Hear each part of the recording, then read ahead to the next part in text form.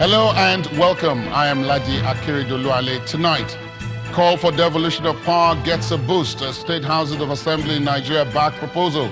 Take a swipe at the National Assembly for rejecting the move. House of Representatives passes vote of no confidence on the Minister of Solid Minerals for failing to attend House debate on iron and steel sector. Minister describes decision as unwarranted. Governors of 19 states in the north of Nigeria insist on state police, say cattle ranching is the solution to the herdsmen and farmers' crisis in the country. And Russian President Vladimir Putin unveils new set of nuclear weapons he describes as invincible.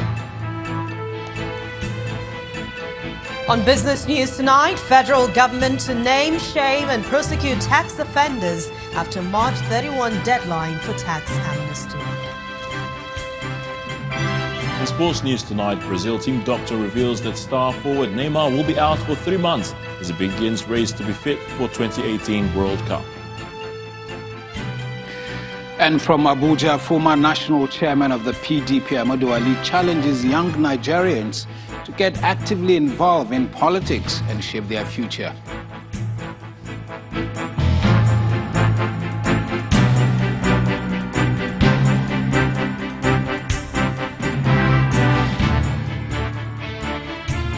We begin tonight with the resolution reached by the Conference of Speakers of State Houses of Assembly on the devolution of powers. The state lawmakers are asking the National Assembly to reintroduce the debate for the decentralization of powers from the center in the next round of the country's constitutional amendment. The chairman of the Conference of Speakers, Abdul Mumuni Kamba, made the request when he presented the resolutions of the State Houses of Assembly on constitutional amendment to the National Assembly. Our correspondent, Linda Akigwe, reports. This is a meeting between the leadership of the National Assembly and speakers of State Houses of Assembly. The team of speakers of State Houses of Assembly is here to transmit the resolutions of their respective assemblies on constitution amendment. Waterways in Nigeria. In 2017, the National Assembly proposed 33 alterations for amendment in the 1999 Constitution, and after harmonizing the position of the two chambers, Parliament transmitted the clauses to the State Houses of Assembly for consideration and voting. Clauses approved by the State Houses of Assembly include new regulations governing conduct of by-elections by INEC, limiting the tenure of presidents and governors to 8 years by not taking oath of office more than twice, and reduction in age for elective offices. However, the State Houses of Assembly have voted against local government autonomy to the disappointment of the National Assembly. I must commend you for deciding that the legislature at the state level should be independent. However, I can say that I'm a bit disappointed because I thought with the courage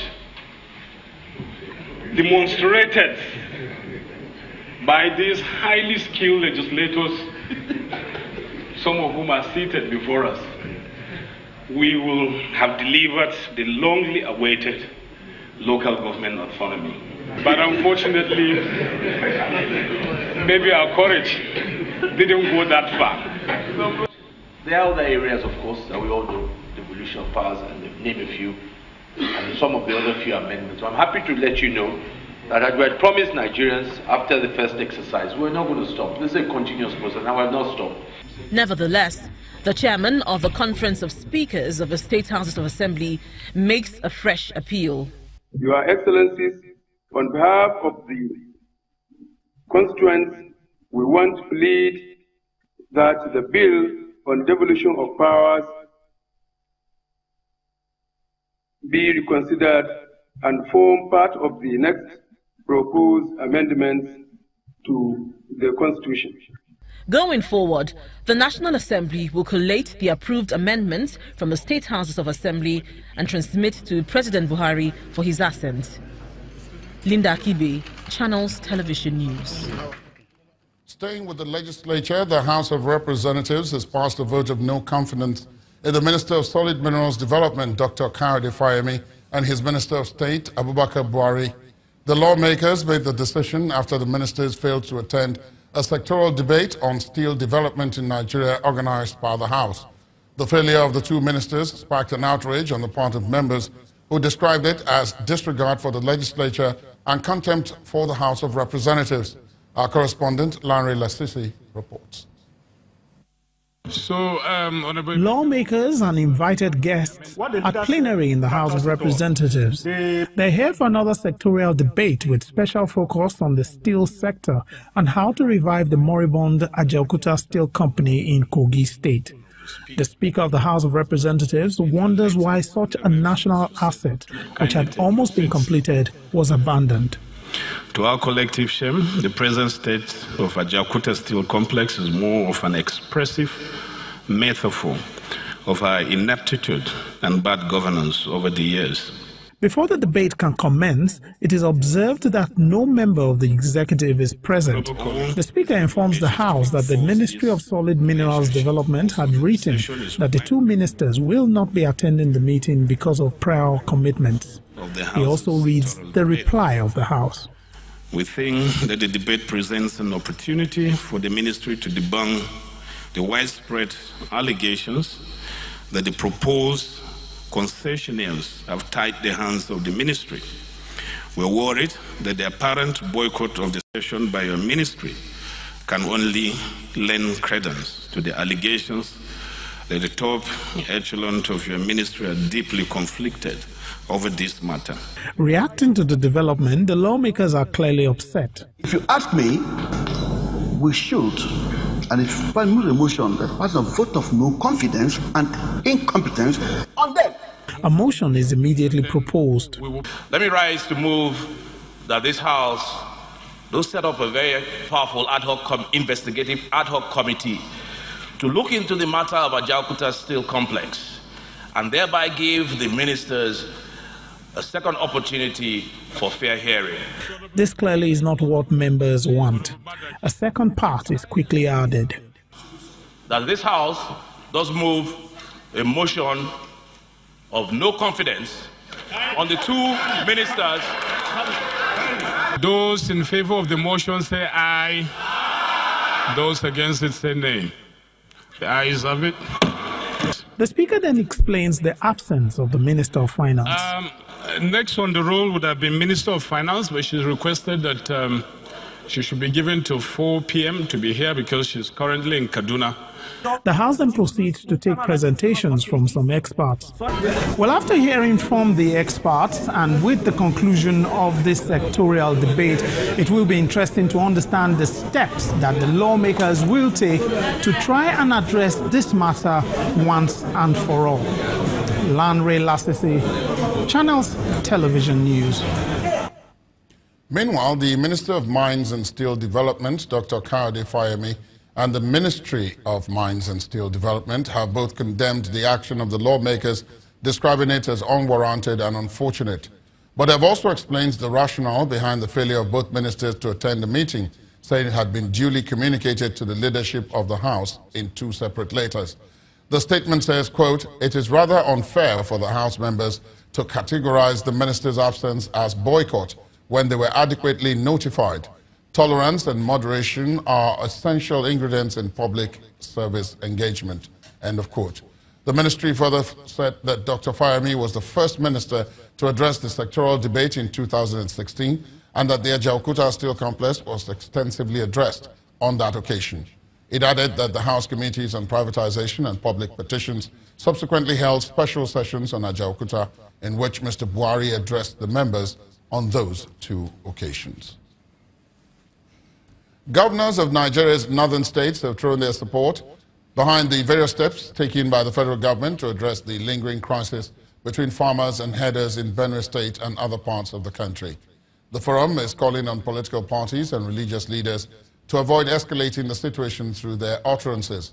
The chairman of the Northern State Governors, who is also the governor of Borno State, Kashim Shettima, says the governors also support the establishment of cattle ranches by herders and state governments as part of efforts to mitigate the incessant clashes.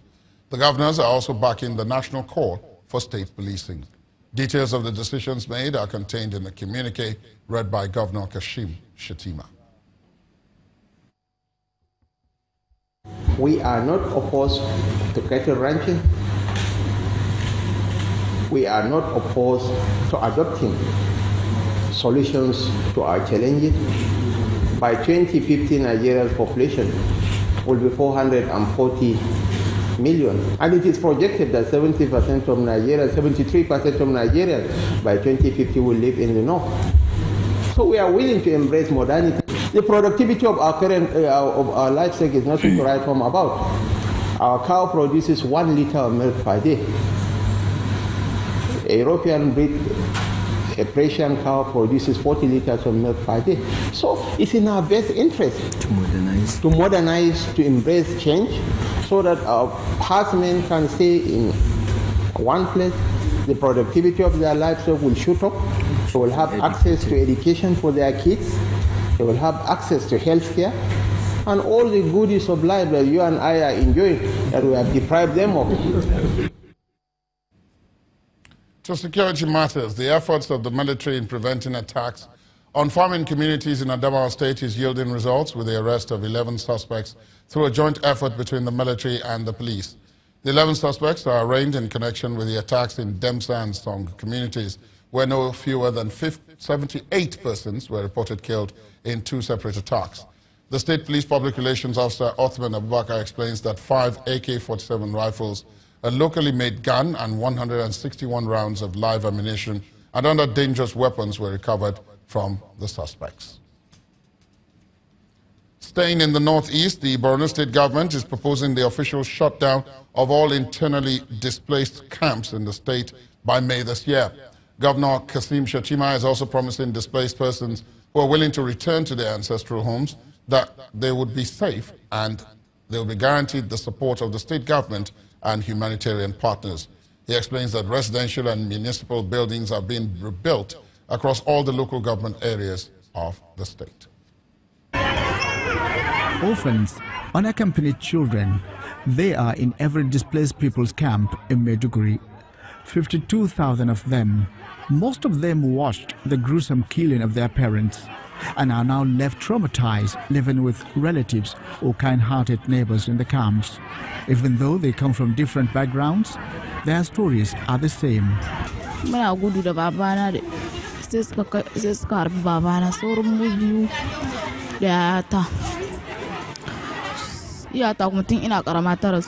With the date of the official closure of makeshift camps drawing closer, the orphans are faced with the reality of their hopeless situation.